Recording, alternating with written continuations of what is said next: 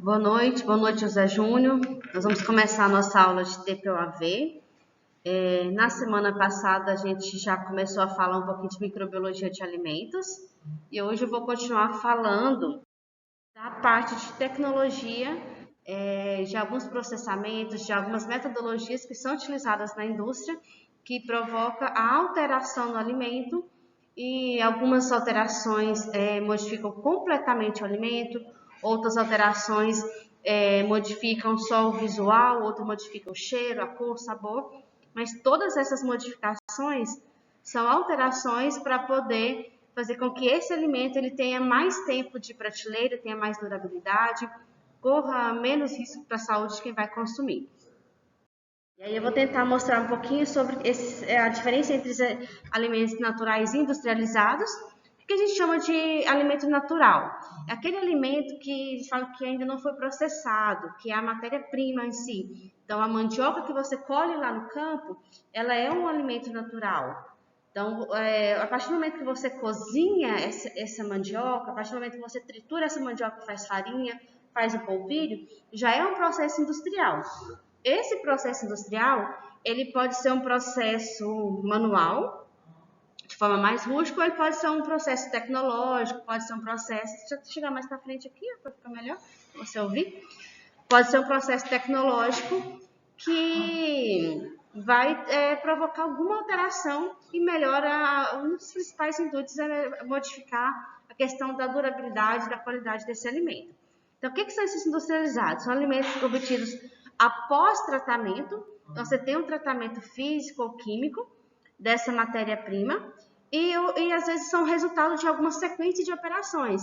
Então, por exemplo, quando você pega o leite e faz um queijo, ele é um processo industrial e também é um processo de conservação. O leite ele não dura muito tempo. O queijo você já tem, dependendo do tipo de procedimento que você faz, ele vai ter uma durabilidade muito grande.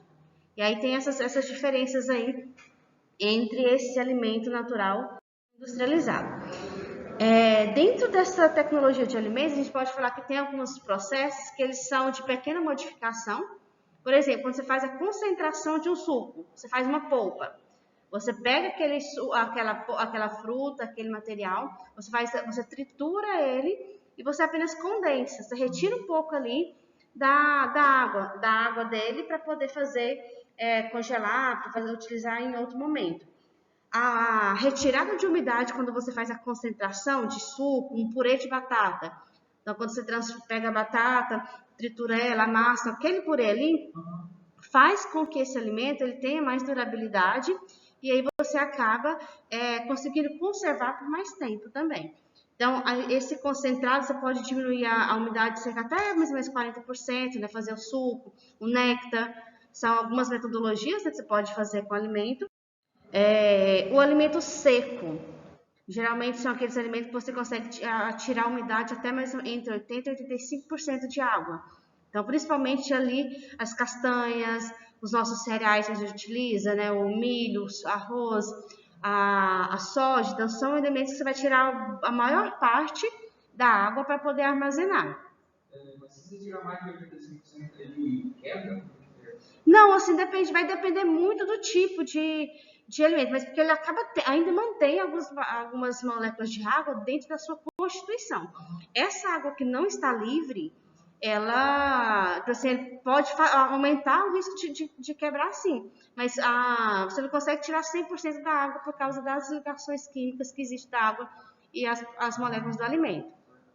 Então, mas assim, o máximo que você consegue retirar é melhor para a durabilidade. Então, por exemplo, nas castanhas, para que ela tenha aquela textura, aquela maciez, ela precisa ter ainda, além do óleo, ela precisa ter uma quantidade de água, porque senão ela fica extremamente dura. Fica como se fosse uma pedra, e você já não consegue consumir, principalmente no caso de castanhas. O arroz, você já consegue ter aumentar assim, essa retirada de água e até uns 90% você ainda consegue tirar.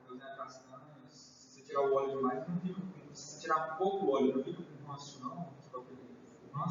Você tirar o óleo? Se você tirar, porque você tem uma certa quantidade que você tira, o mínimo você tem um máximo. Se você tirar o mínimo, fica com ranço, não? Ou estraga? Não, porque aí você não vai tirar o óleo, né? Você faz a retirada de água. Só água? Só água. Ah, o óleo fica. O óleo fica. A quantidade então não mexe no óleo? Não. Daí depende muito do que você vai fazer com isso. Esse tipo de castanha aqui, não. Quando você vai usar, por exemplo, vai fazer o coco. Esse coco que a gente compra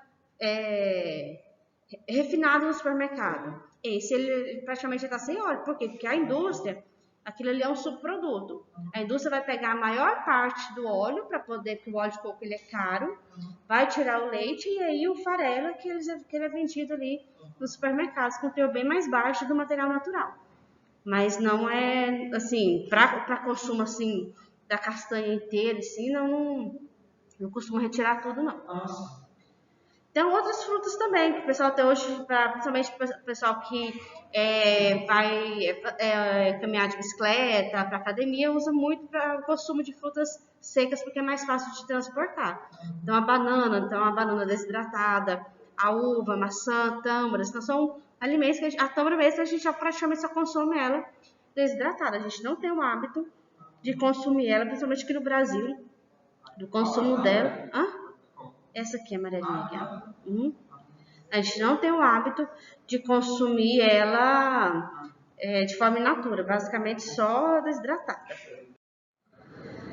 E tem os desidratados aí que você tem aí um teor de umidade que acaba abaixo de 10%, que eu ia falando então, que ficam as farinhas. Então, as farinhas são secas, daquela textura dela, são extremamente secas. E ali você... Oi? Muito pouca. Então, você consegue deixar ali menos de 10% de água na farinha, no leite em pó, por exemplo. Então, são alimentos que você consegue retirar muita água mesmo. E aí, ele tem aquela textura seca mesmo. Você sente a farinha quando ela está seca, então você consegue perceber quando a farinha ela absorve um pouquinho de umidade do ambiente, você já percebe que ela muda a textura. Então, aquela crocância, que a gente sente na farinha é pela falta de água. Quanto mais água você tira, mais durinho vai ficar aquele alimento. Então, esses alimentos a gente costuma falar que é um desidratado aí abaixo de 10%. Tem aqueles alimentos também que são apenas resfriados, então você modifica a temperatura dele para conservar ali por mais tempo. O resfriado é diferente do congelado. O resfriado você tem uma temperatura entre 2% e 10%, o congelado abaixo de 2% ali pode chegar até menos 49 graus. Então, hortaliças, se você congelar a hortaliça, ela não presta, né? Então, o que você tem que fazer para congelar uma verdura, para fazer o congelamento? Tem que fazer um branqueamento antes. Esse branqueamento eu vou explicar daqui a pouco, durante o desenvolver dessa aula. O congelamento, né? O congelamento eu mantenho ali aquela fruta, aquela hortaliça em temperatura ali abaixo, ali eles falam de 18 graus, mas abaixo de 2 graus você já considera isso congelamento. Abaixo de 2 você já considera ali congelamento.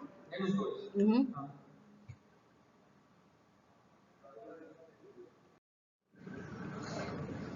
Existem os industrializados com grande modificação. Você viu que esses que eu falei até agora, a gente fez só o quê? A gente só retirou a água, um pouquinho mais, um pouquinho menos, ou fez o resfriamento. Os de grande alteração, você modifica completamente a estrutura daquele alimento. Um desses casos é o caso da pasteurização. A pasteurização, a gente vai ter um tópico só de pasteurização, acho que nessa aula hoje ainda. São o quê? Você consegue pegar um alimento, você eleva a temperatura dele, na pasteurização aí mais ou menos até 73, 74 graus, eleva essa temperatura, e aí você deixa lá por alguns segundos, 30 segundos mais ou menos, e joga isso para uma temperatura muito baixa, leva lá abaixo para uma temperatura de 5, 8 graus, para dar um choque térmico. Então, esse choque térmico ele faz com que as enzimas paralisem, elas parem de agir, faz com que os micro-organismos, eles, tanto em alta temperatura quanto em baixa, morram. E aí você consegue manter esse produto ali por mais tempo. O que a gente tem de pasteurizado? O que a gente faz pasteurização? Suco, néctar, enlatado, cerveja, tudo a gente faz pasteurização. Os esterilizados. Qual que é a diferença entre um produto esterilizado e um produto pasteurizado? A temperatura, o procedimento é o mesmo. Agora, a temperatura. O esterilizado, a temperatura vai acima de 100 graus. O pasteurizado, a temperatura vai até uns 70, 73 graus.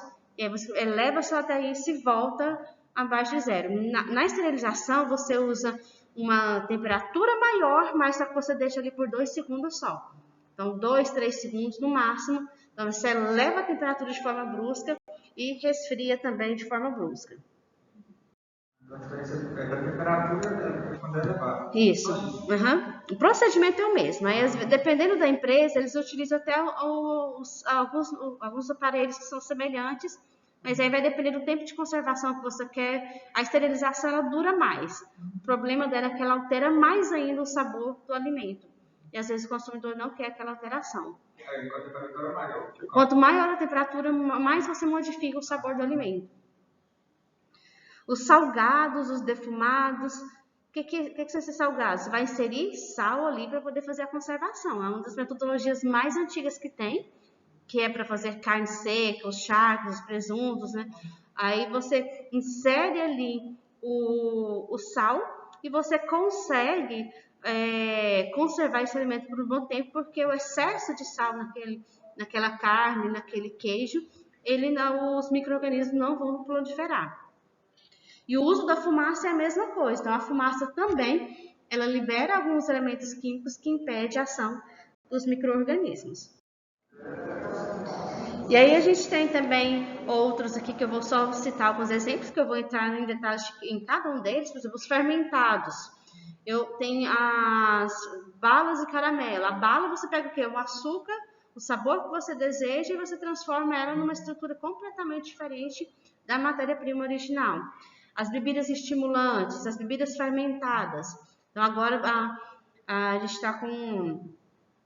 mais nessa indústria mais fitness também tem essas bebidas fermentadas que estão na moda agora. Então, tem várias bebidas que são chás fermentados com sabores, algumas águas fermentadas com algum tipo de saborização. Então, o pessoal tem consumido bastante, vindo mais para essa onda mais fitness.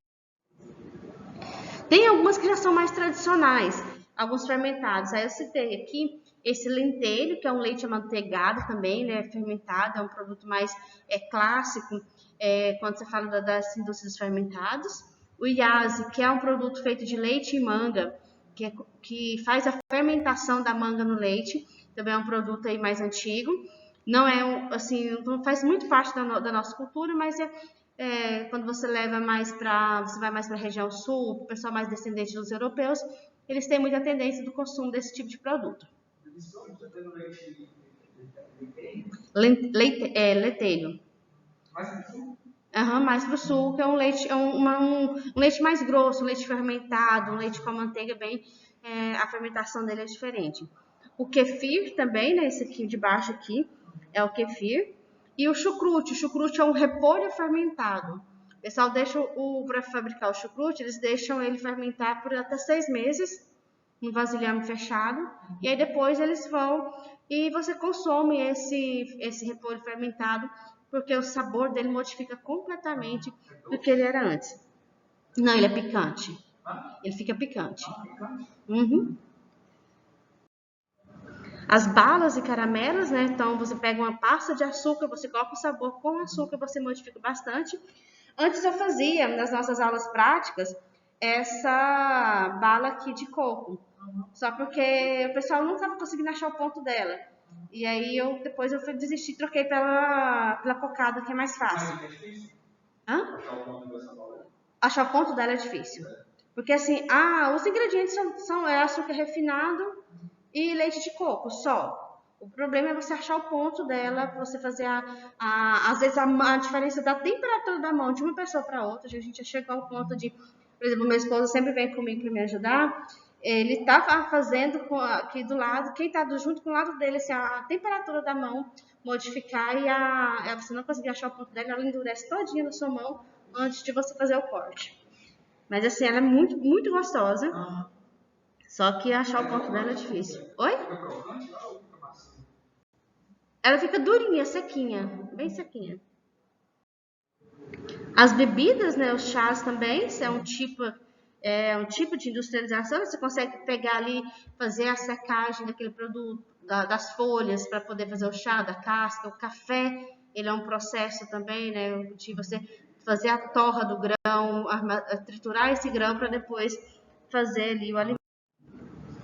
As bebidas fermentadas, a gente tem aí a gente utiliza aí todas as matérias-primas que tem ali uma boa concentração ali de açúcares, né? Você pode fazer aí da cana, você vai fazer do trigo, do milho, então todos essa matéria-prima que tem essa concentração de açúcar, você consegue fazer a fermentação dela com o uso aí basicamente da levedura, Saccharomyces cerevisiae, e aí você consegue ter a diferença de sabor, de amargor aí no caso das cervejas, e dos vinhos você consegue ter ali essas texturas, né, do adocicado até aqueles mais secos, mas você consegue atingir ali todos esses.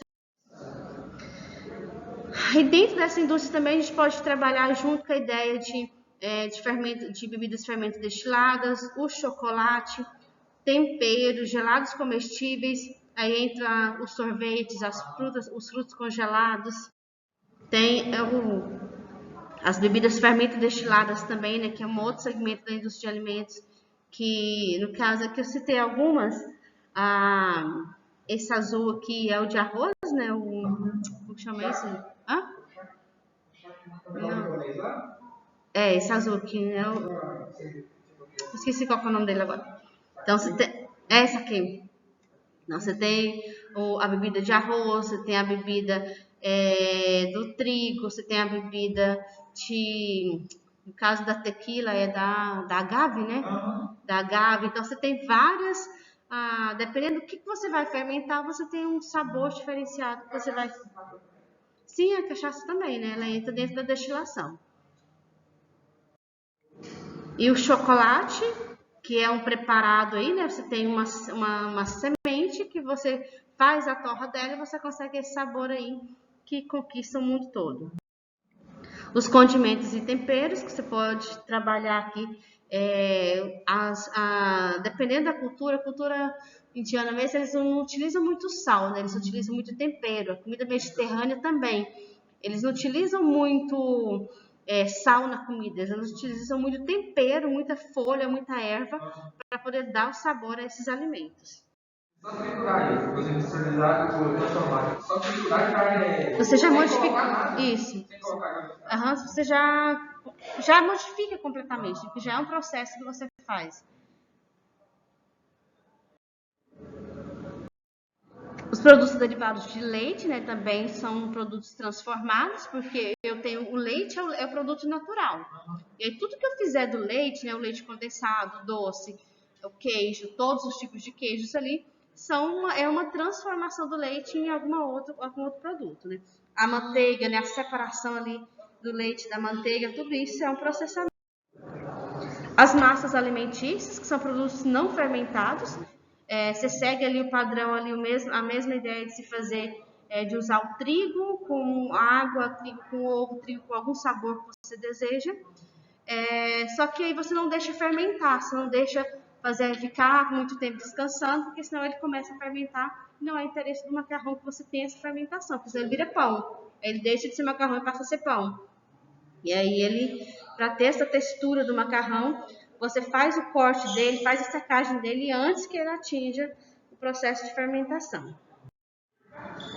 Os óleos e gorduras também são obtidos aí por meio da extração, né, da prensa. Então você vai prensar a azeitona para você extrair esse óleo, vai prensar a soja, vai prensar o milho para utilizar aí esse óleo que está aí presente nesses alimentos.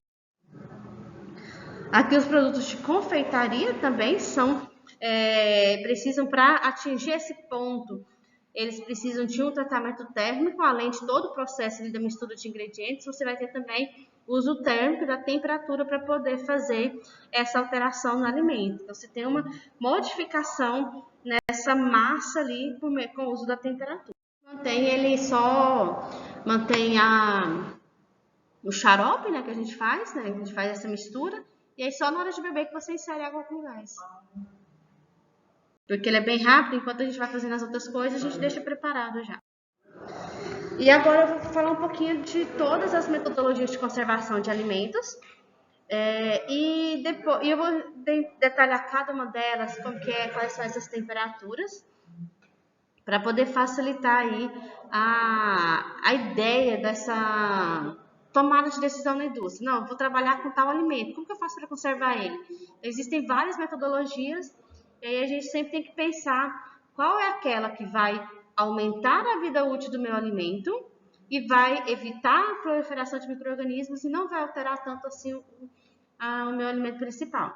Porque eu não quero fazer essa alteração radical. Eu não quero ter ali um alimento com sabor totalmente diferente. E aí o cliente vai assim, não, mas se eu comprar ele natural, é muito mais fácil do que na indústria. Então, se você consegue manter ali um sabor, uma textura, você já vai conseguir ganhar aquele cliente. O leite é um exemplo bem interessante disso, porque as crianças hoje elas já não conseguem mais consumir o leite lá na fazenda, porque eles já estão tão acostumados com esse leite industrializado que eles sentem completamente a diferença do leite natural com o leite industrializado. E aí isso acontece com vários alimentos. Você se acostuma com o sabor industrializado, né, com aquela textura, com aquilo ali que você não consegue pensar no produto natural.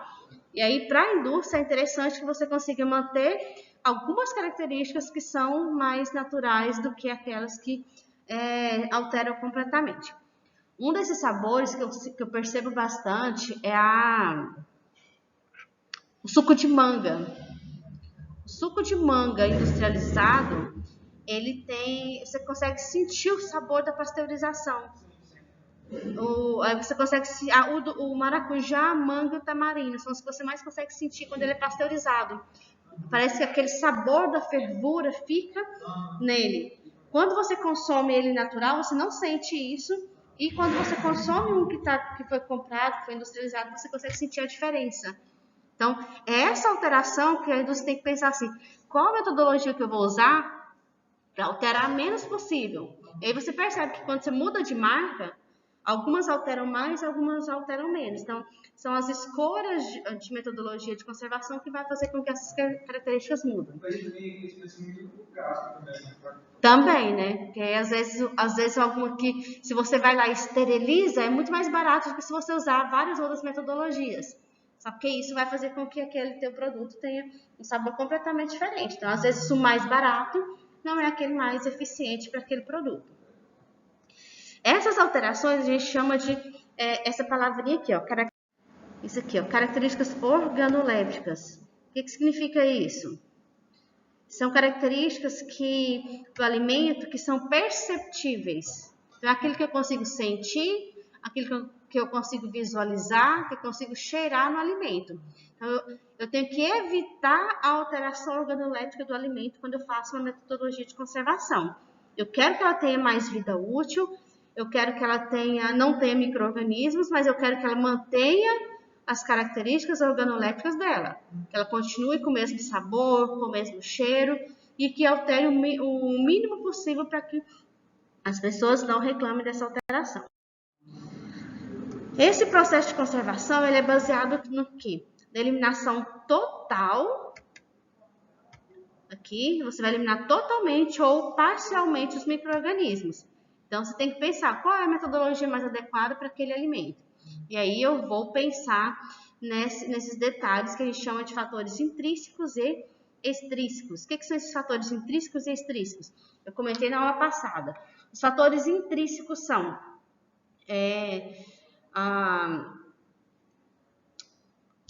os nutrientes presentes no alimento, eu tenho a água disponível no alimento e eu tenho a umidade disponível no alimento. Então, eu posso mexer em tudo isso. Intrínseco, dentro do alimento. Então, eu posso pensar na água, nos nutrientes, né? Então, dependendo do tipo de metodologia que eu for ter, por exemplo, a fervura. Então, quando eu vou fazer a pasteurização e esterilização, algumas vitaminas vão sair. Então, se eu ferver, jogar uma temperatura muito alta no suco de laranja, a vitamina C vai evaporar. Então, eu sei que algumas características já vão mudar por causa da falta da vitamina C naquele sabor. Então, tem algumas características, o pH, ele pode ser alterado. Então, quando eu altero o pH, eu posso aumentar a acidez, diminuir a acidez, dependendo do tipo de alimento que eu tenho. E essa acidez eu vou verificando se isso muda muito o sabor ou não. A quantidade de água disponível, eu posso secar totalmente esse alimento, eu posso deixar ele só concentrado, e eu vou alterando essas características intrínsecas. As características extrínsecas, vem de externa, né? Então, o que são essas características externas? É o ambiente que está em volta ali. O que eu posso controlar? Posso controlar a temperatura em volta? Como que está a temperatura? Então, eu posso colocar ela no calor, posso colocar ela no frio, posso congelar. Como que eu vou fazer? Qual a metodologia que eu vou usar? Eu posso... A atmosfera, eu posso controlar, eu posso tirar todo o ar dali, fazer aquelas embalagens a vácuo. Então, eu retiro o ar daquele alimento e eu vou minimizar a possibilidade de contaminação. Não, eu uso uma lata para colocar o meu óleo. Essa lata é escura, então não vai ter radiação solar, não vai ter contato com oxigênio, ela não vai ficar rançosa. Então, são metodologias que eu vou utilizar do lado de fora, né, embalagem, forma de armazenar, que eu vou usar tudo ali para poder manter a conservação desse meu alimento. Então, essas metodologias elas podem ser incorporadas, também se pode utilizar substâncias, que é o caso dos aditivos químicos, né? Não sei se você já viu o trabalho que a gente tem um trabalho lá na... Acho que eu passei para o Wesley, o Wesley vai ser o monitor da disciplina. E aí depois tem uma lista lá de itens, e a gente vai trabalhar as doenças provocadas por alimentos, e a gente vai trabalhar os aditivos químicos. E aí depois você pega um tema lá para você apresentar. Então, essas substâncias, então a gente tem substância que é para conservar, tem substância que é para aumentar a acidez ou para diminuir a acidez, que são os acidulantes. A gente tem os conservantes, que mais? A gente pode utilizar alguns aditivos, tipo sal, quando você faz uma conserva. Então, você faz aquela salmoura e coloca o alimento ali dentro. Você pode utilizar o açúcar, você pode utilizar a radiação. Então, tem várias metodologias de aditivo que você pode inserir ali no alimento para poder fazer a sua conservação. Você usa a radiação para conservação. Oi? Radiação para conservação, mas para conservação não. A radiação, ela se tornou muito restrita depois do acidente do Césio 137. Mas tem assim, pessoal, é um tipo de conservação que seria uma das mais eficientes, mas o pessoal tem muito medo. Então, assim, seria o mesmo que a gente utiliza nos micro-ondas. O micro-ondas, ele é um tipo de radiação. Hoje está em alta também aquelas air fryers, ela é um tipo de radiação. Então, a gente usa raios ali para poder aquecer ou para fritar, para cozinhar o alimento. E aí, se você coloca na sua indústria lá que ao invés da esterilização você usou a radiação, aí você já acaba perdendo um pouco de mercado. Mas, assim, é uma metodologia excelente se ela for bem feita. Porque você não pode deixar resíduo nenhum no alimento. Então, a gente tem um tópico depois que a gente vai falar só de radiação. Então, se você não... É uma indústria muito segura, muito interessante, mas quando teve o acidente aqui em Goiânia, o pessoal ficou com muito medo. Então, o pessoal tem muito receio ainda. Mas tem alguns mercados que já têm aberto para isso, principalmente se você falando da exportação. Então, é uma metodologia que você pode utilizar ali, por exemplo, nos frutos, que não alterem nada. E você elimina ali alguns micro-organismos e consegue manter aquele fruto ali in natura, conservado por mais tempo. Podem ser realizados para tratamento que elimina os micro-organismos, destruindo parte ou toda a microbiota. Outros fenômenos podem dificultar, às vezes, no caso do frio. O resfriamento, ele não vai matar o micro-organismo que está lá dentro, ele só vai fazer com que ele não se prolifere. O congelamento não mata a bactéria. O congelamento mantém ela paralisada. O dia que ela conseguir uma temperatura adequada, ela vai proliferar. O sal também, ele mantém ele quietinho, paralisado, o açúcar. Já tem outros que matam. O calor mata.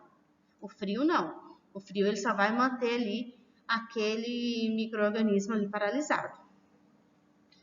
Fermentação também, né? A fermentação você faz o quê? Você vai fazer com que alguns micro-organismos sejam os escolhidos para se proliferar. Você usa, por exemplo, no caso, a levedura para proliferar, para alterar o alimento, e a presença dela vai inibir outros tipos de micro-organismos ali dentro daquele alimento. Os vários processos de conservação aplicados isoladamente ou em conjunto têm por objetivo o seguinte: aumentar o tempo ou as qualidades sanitárias, o valor nutritivo desses alimentos, modificar ou suprimir ali os fatores que desenvolvem o micro-organismo, né? Impedir ele, dificultar que ele se multiplique, eliminar os micro-organismos, dependendo do método que você escolhe, reter ou retardar a proliferação de flora patogênica, principalmente são aquelas que causam doenças, né? Destruir ou inativar as enzimas indesejáveis. Então, algumas enzimas você não quer que aconteça. Por exemplo, quando o fruto vai continuar amadurecendo. No caso da banana. Quando eu faço a banana passa, eu faço a desidratação da banana, então eu vou evitar que ela continue amadurecendo. Então, eu não quero que aquela enzima que ela continue atuando. Ou então, atrasar algumas reações químicas, que seria a oxidação, que seria a rancificação. Então, eu vou tentar atrasar no máximo aquele processamento natural, né? Porque é natural disso acontecer, do fruto continuar amadurecendo, das reações químicas continuarem acontecendo. Então, a gente quer paralisar esse processo em alguns alimentos. Quais são os melhores processos de conservação? São aqueles que vão garantir uma satisfatória conservação, que eu mantenho a conservação do alimento, e provoque a menor alteração nas condições naturais do produto. Eu não quero mudar muito, eu quero que ele continue tendo aquele cheiro, aquele sabor, aquilo que ele tinha antes, né? Então, eu quero que o meu suco de manga ele tenha o mesmo cheiro natural do cheiro do industrializado. Então, tem que buscar a metodologia que vai provocar a menor alteração possível. Necessidade de diferentes processos de conservação. Dependendo do tipo de produto que você for utilizar, por exemplo, vamos pensar numa conserva. Eu vou fazer uma conserva de pepino, um picles, por exemplo. Então, uma conserva de pepino, eu vou usar, primeiro eu vou fazer o branqueamento do pepino. Eu vou fazer a salmoura para colocar ali dentro, ou vou usar o vinagre para poder fazer a conserva. Então, já são duas metodologias. E aí, depois que eu fechar o vidro, que eu lacrar o vidro, eu venho com a esterilização. Então, eu uso 3 metodologias de conservação para um produto. Então, às vezes pode juntar ali, fazer um conjunto de metodologias para gerar um produto ali no final. Um extrato de tomate feito numa indústria, o que eles vão fazer? Eles vão fazer o branqueamento, que é essa fervura inicial. Eles vão fazer a adição de conservantes, de antiumectante, de vários elementos que eles podem adicionar ali junto. E no final eles ainda fazem uma esterilização depois de lacrado, vedado ali, para poder eliminar a possibilidade de proliferação de micro-organismos. Esses processos de conservação, a gente vai ver todos eles, que são métodos de temperatura, que a gente vai estudar frio e calor. Hoje a gente vai ver algumas de calor. Depois, semana que vem, a gente vê as de frio. De supressão de elementos, que eu retiro a água, eu retiro o oxigênio. De adição, que eu vou colocar ali açúcares, eu vou colocar substância química, eu vou colocar algum gás ali dentro. A defumação também é uma outra metodologia. A fermentação e a liofilização e a irradiação. Eu vou explicar cada uma dessas metodologias. Aqui tem todas elas separadinhas. Hoje eu vou tentar falar sobre essas aqui, que estão em vermelho. Opa! Olha lindo meu círculo. Esse aqui, ó, liofilização. No de frio. A gente vai ver todos eles, todas essas metodologias. E aí hoje a gente vai falar sobre essas 4: branqueamento, pasteurização, esterilização e defumação. E aí semana que vem a gente vê por frio, por secagem, depois adição de elementos, fermentação, osmose e por fim de radiação. O que é esse branqueamento? É uma metodologia que você faz? Você vai inserir o seu alimento. O que você quer fazer o branqueamento? Você pode chamar também de blanching. Então, o blanch, você pega o alimento, insere ali numa água, você coloca a água para ferver. Quando ela atinge ali uma temperatura alta, ela começa a levantar a fervura, você vem, joga o seu alimento ali dentro, marca 2 minutos no relógio, no caso do brócolis, e aí você retira esse alimento dali de dentro e joga numa água com gelo. Então, você não cozinha ele, você não precisa deixar cozinhar, você só dá uma quebra na reação enzimática e elimina os micro-organismos, principalmente aqueles que estão do lado externo. Você já vai eliminar isso. Então, o que você faz com isso? Retire isso, depois você pode congelar, guardar, que aí ele não vai ficar aguado. Porque se você pegar um brócolis, por exemplo, colocar no congelador, quando você tirar ele sem fazer esse processo aqui, ele vai perder água e ele vai ficar desidratado. E aí, se você quiser congelar alguma verdura, você faz esse processo de branqueamento. Então, você pega ali o brócolis, pega a abóbora, pega a beterraba, a cenoura que você quer congelar, joga ela numa panela fervente com água, deixa ali 2 minutos, retira isso e joga no gelo. 2 minutos, só 2 minutos. Mais que isso, você cozinha. Então, se for, por exemplo, se você cortar uma abóbora com um pedaço muito grande, aí você vai ter que deixar mais tempo, porque senão ela não consegue chegar ali dentro. Então, assim... Oi? Você vai pensar ali também no tamanho. Tem algumas tabelas que você consegue encontrar. Você pode jogar na internet, tempo de branqueamento de tal verdura. Ele te fala mais ou menos qual é o tamanho que está cortado, qual é o tempo. Porque depende muito da estrutura. Porque o calor, nesse curto espaço de tempo, precisa entrar lá dentro das células para poder dar esse choque ali nas células. O que acontece? Ela vai encher de água durante essa fervura rápida e quando você joga na água gelada, ela para qualquer processo de cozimento, para tudo ali, para o processo enzimático, e você consegue guardar ela por um bom tempo. Tem um videozinho aqui, deixa eu ver se ele passa. Cycle, sua pegada mais leve, apresenta branqueamento de vegetais, como congelar verduras, hortaliças e frutas para evitar desperdício. Imagine que você comprou um brócolis, mas não quer usá-lo inteiro na sua receita. É só guardar o que sobrou em um recipiente e colocá-lo na geladeira, certo? O problema é que armazenar vegetais dessa forma, crus ou já preparados, faz com que eles percam cor, sabor e textura. Quando lembramos do alimento na geladeira, muitas vezes ele já não está mais apto para uso. O processo de branqueamento é ótimo para evitar esse tipo de desperdício, pois aumenta a durabilidade e mantém cor, sabor, textura e nutrientes do vegetal. E o melhor, é muito simples. Em vez de guardar o brócolis na geladeira, lave-o e, em seguida, corte-o em pedaços. Coloque-os em uma panela com água fervente. A água deve cobrir a totalidade dos pedaços do vegetal. A partir desse momento, conte 2 minutos.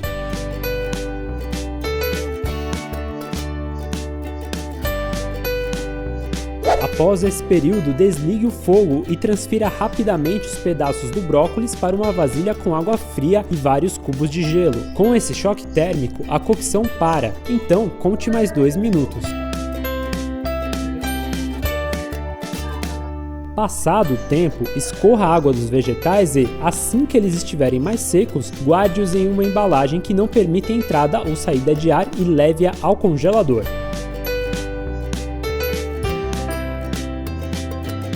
Pronto, o brócolis vai durar até 6 meses sem perder sabor, cor, textura e nutrientes, e você evita desperdício. Quando quiser usar, é só retirar do congelador. É possível realizar o procedimento com outras verduras, legumes, hortaliças e frutas, e os tempos de cocção e de choque térmico podem variar um pouco de acordo com a consistência do item.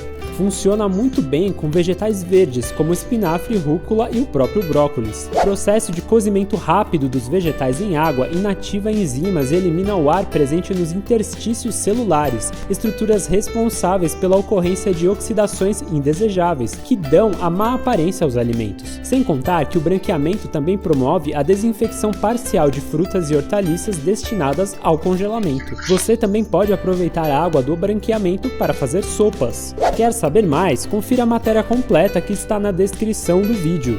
Gostou? Então dê um joinha, comente sua experiência, compartilhe na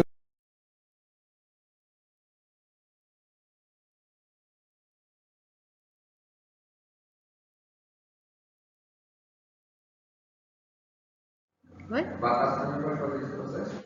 Não entendi. Batata. Ou batata você não pode fazer ela toda? Não precisa não. Batata para fritar, assim, batata. Não, Não pode fazer normal. Uhum. Mas é bom. Essa. Não, tem que cortar. Porque fica mais fácil para entrar a temperatura dentro. Essa batata que a gente compra, ela é pré-cozida, né? Então ela passa por esse processo. Essa batata que a gente compra os pacotes para poder fritar em casa, ela é feito o branqueamento dela antes. Então ela passa por esse processo. E aí quando a gente vai fritar em casa, ela fica bem mais fácil porque ela já passou por esse procedimento. E as batatas grandes, você não vai pegar nada fritar? Batata doce? Não, batata doce. Qualquer um. Porque eu gosto muito de comer a dieta. Igualzinho, se eu cortar no 12 pedaços e fazer isso, você vai Principalmente se for a batata doce, porque todas as duas, mas a batata doce ela muda a cor mais rápido, né? Então você corta ela rapidinho, joga na água quente, já deixa a água fervendo lá. Você já corta ela e já joga, porque ela não fica escura. Ela mantém o sabor, a cor e não vai ficar escura. Você consegue guardar ela por mais tempo. Então, esse é um processo térmico que você consegue fazer essa aplicação. Então, aqui, assim, você pode fazer com tudo, com ervilha, com todos esses produtos que você vai utilizar depois, dá para fazer tranquilamente. Aqui tem umas, aqui a batata mesmo aqui, tem a vagem, então você pode fazer com tudo que você quiser. Você pode deixar no dentro da vagem? Não, dentro da vagem mesmo ali. Só tirar as pontinhas dela e já faz o mesmo processamento. E aí, o tempo, que é essa questão que você tem que olhar muito pela questão, se você vê que ele está muito grande, que vai ser difícil da água entrar lá dentro, então a textura dele, você pensa uma abóbora, a batata, se cortou ela muito grande, então é difícil da água entrar em 2 minutos. Então você pensa em pedaços menores, e aí você consegue fazer, então os cubinhos assim menores fica bem mais fácil, vai gastar menos tempo. Mas assim, é um processo excelente para a gente utilizar no nosso dia a dia. E isso é feito na indústria, porque esse é um procedimento inicial. Você faz esse procedimento inicial e depois você vai com as outras etapas ali de processamento. Essa operação tem várias ações que acontecem, que a gente pensa, não, mas é um procedimento tão simples, mas acontece tanta coisa durante esse processo, por exemplo, a inativação de enzimas. Não sei se você viu lá, quando ele coloca a cor do brócolis, quando ele passou por branqueamento e não. Então, quando ele não passa por branqueamento, a enzima ela continua agindo. Então, ela vai modificar a coloração. Principalmente se você congelar ele. É aí que ela vai mudar a textura, vai mudar o sabor, porque as enzimas elas continuam agindo durante um tempo. E aí, quando você faz esse procedimento do choque térmico, você inativa as enzimas automaticamente. E aí elas param de agir. Que afeta a qualidade dos produtos durante e depois do processamento.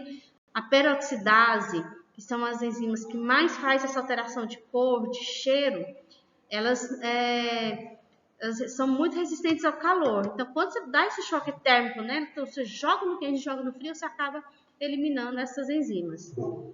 Ajuda na limpeza do alimento, reduz a quantidade de micro-organismos na superfície, amolece, né? Então deixa ele um pouco mais fácil de você fazer depois, mais rápido. Então, se você quer, não, eu quero fazer verdura, mas demora muito para cozinhar. Então, faz o branqueamento, congela, depois fica muito mais rápido para você fazer, porque ele não precisa ficar durante muito tempo, porque ele já passou por esse choque térmico inicial.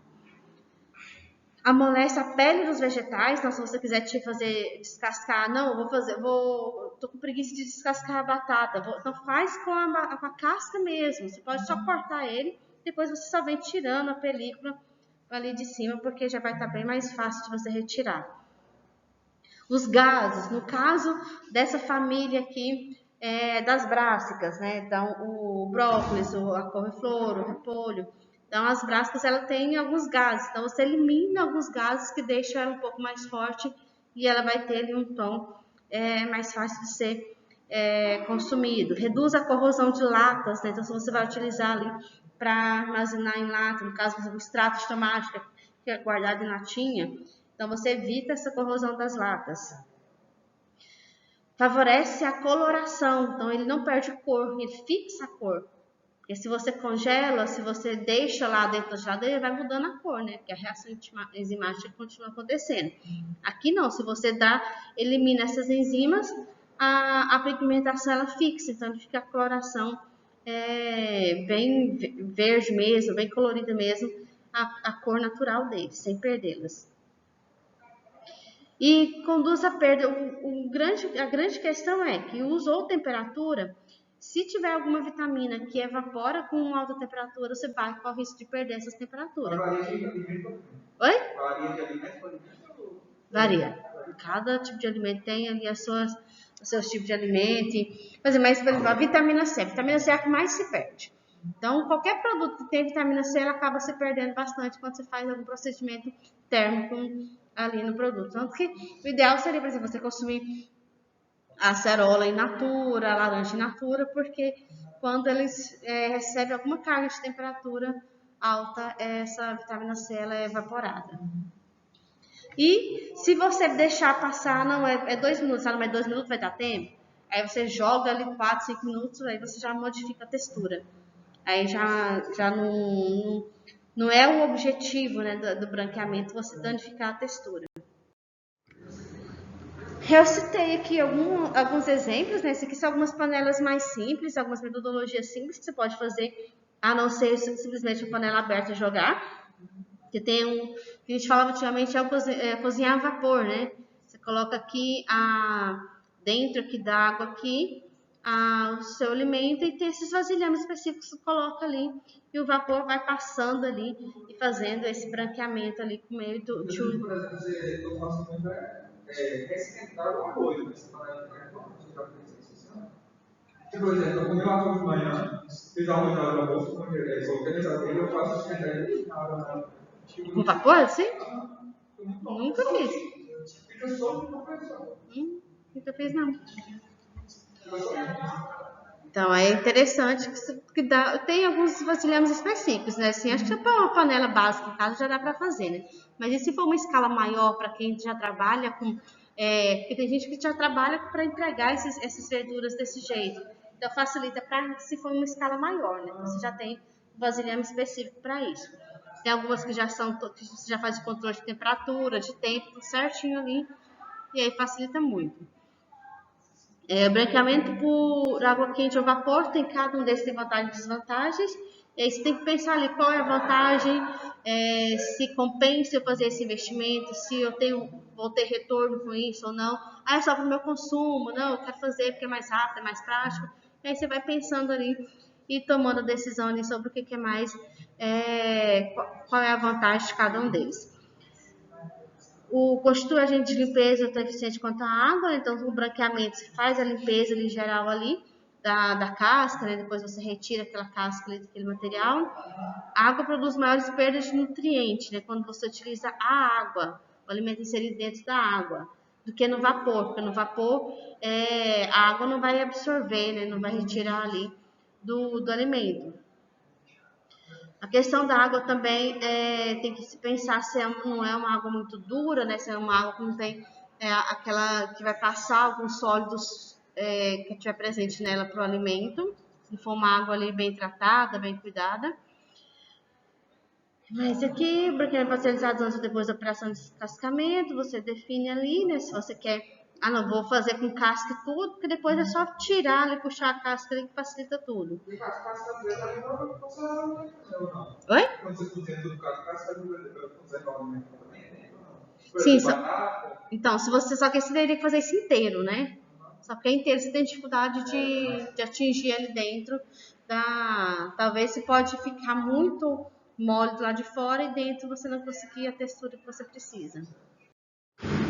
E aí, o que pode ser feito, né? Que tipo de alimentos, né? Além desses, né? O pessoal faz com antepasto de berinjela, não vai fazer berinjela, batata pré-frita, né? Que eu já havia citado, para fazer ketchup, para fazer ervilha, laranja. O pessoal faz muita cristalização aqui da casca, né? Da laranja, milho em conserva, então tudo isso, né? Essas verdurinhas que a gente compra os pacotinhos no supermercado, tudo é feito por branqueamento.